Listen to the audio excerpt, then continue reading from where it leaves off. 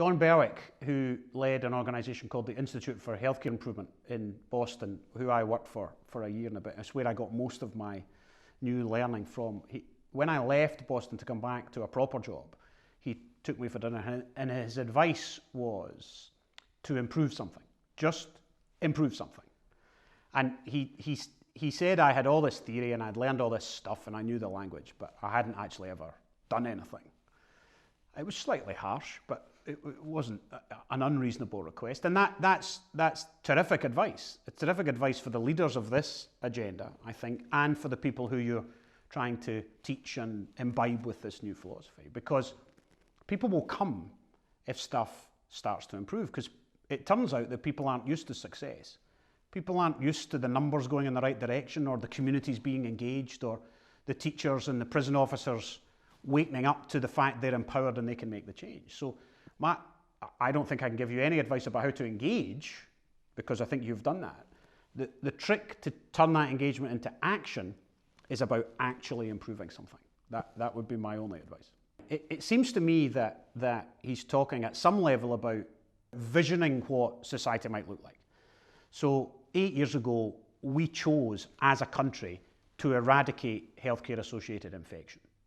No country in the world had done that before. So we chose at some level, as senior politicians, as operational leaders like me, and most importantly of all, the society decided, because it was in the newspapers every day and people were complaining, people were unhappy. And collectively, we saw a better way. We went around the world, we saw the best in class in hospitals and clinics and everything everywhere else, and we chose a method by which we were going to do that. And without knowing the words that Otto's using upstairs, I think that's what we did. We saw that better way. It then took us quite a long time to package it into something that people could do. People would feel empowered and it wouldn't meet cynics and we've been here before, we've tried before. Now, the numbers and the narrative around the people would suggest that at some level that's been successful. So the infection rates are down 80%, but almost more important than that, I did an open public event last week with quite a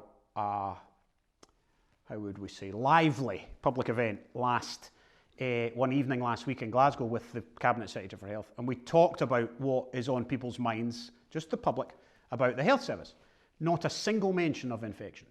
10 years ago, that meeting would have been dominated by infection, and nobody mentioned it because it's done. Crucially, I think, in the safety work, we brought patients and families into that decision making. So we started to open the doors of intensive care, for example. It sounds so simple, but in 2006-07, you couldn't get into intensive care unless you were intensively ill or a worker. There were actually crosses on the front doors. They're all gone now. The intensive care units in Scotland now say, welcome, please come in. And you're welcomed. And the funny thing is the walls haven't fallen down. Actually, the patients have got better quicker. Length of stay has fallen. Things have improved.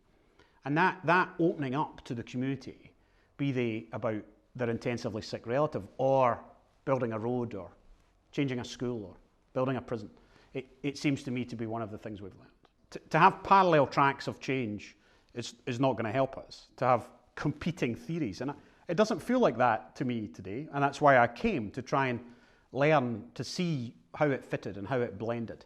And I think different people will take different pieces and put different priority on different elements. But it seems to me that the whole, which will become Scotland's way of doing change, and that will not be a single entity, it won't stay the same, it will evolve, seems to me to make sense. And I think this adds to it rather than detracts from it.